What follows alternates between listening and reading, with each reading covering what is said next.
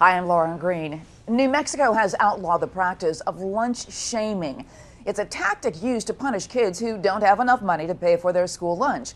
In some schools, kids are stamped on the arm for not paying up. In others, kids are forced to clean tables in front of their peers.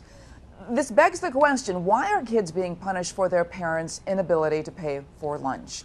Here to discuss our former Deputy National Finance Director of the DNC, David Mercer, and the former Deputy Assistant to George W. Bush, Brad Blakeman. Thank you both for being here and joining me. Good to be with you, Lauren. Okay, David, let me start with you. So what is the rationale behind this practice?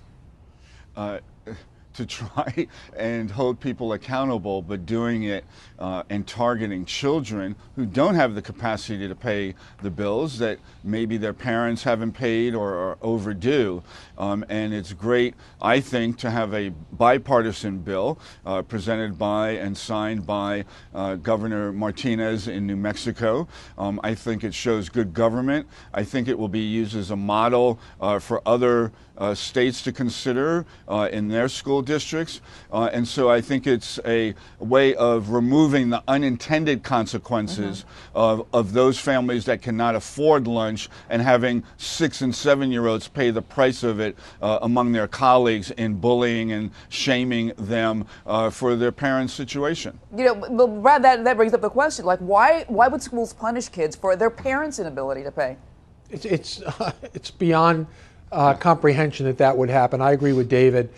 This sounds more like United Airlines than a school district. It's poor judgment, and it's mind-boggling to me that you see stories like this, that somebody would think this is a good idea, an adult.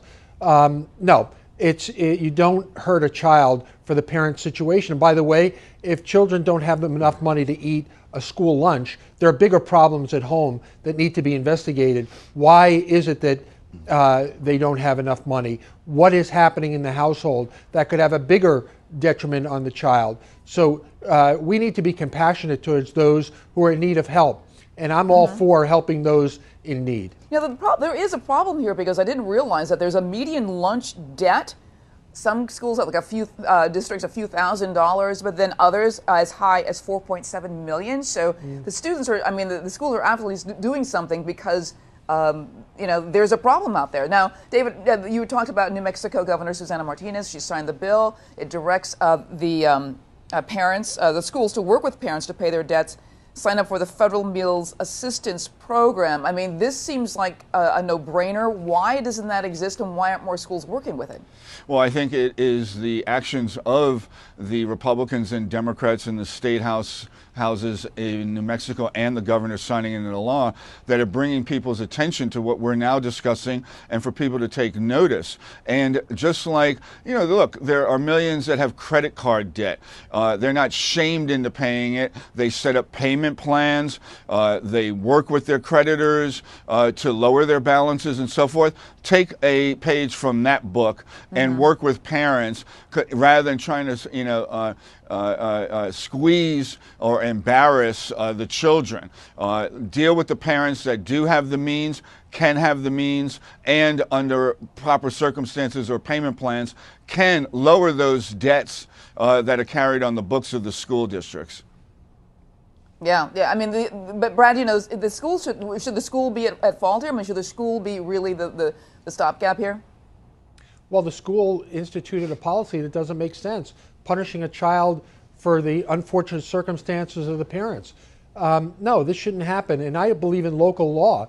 I believe that a local rule should be the rule, especially in school districts. But when local administrators are making bad decisions, then I think higher authorities need to step in and correct that.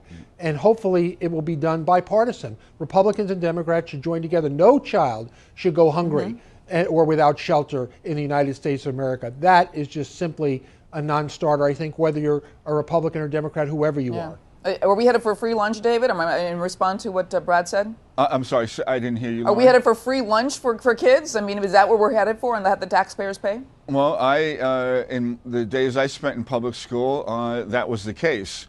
We had lunch, everybody had lunch together in the cafeteria. It's not like we brought cash and so forth.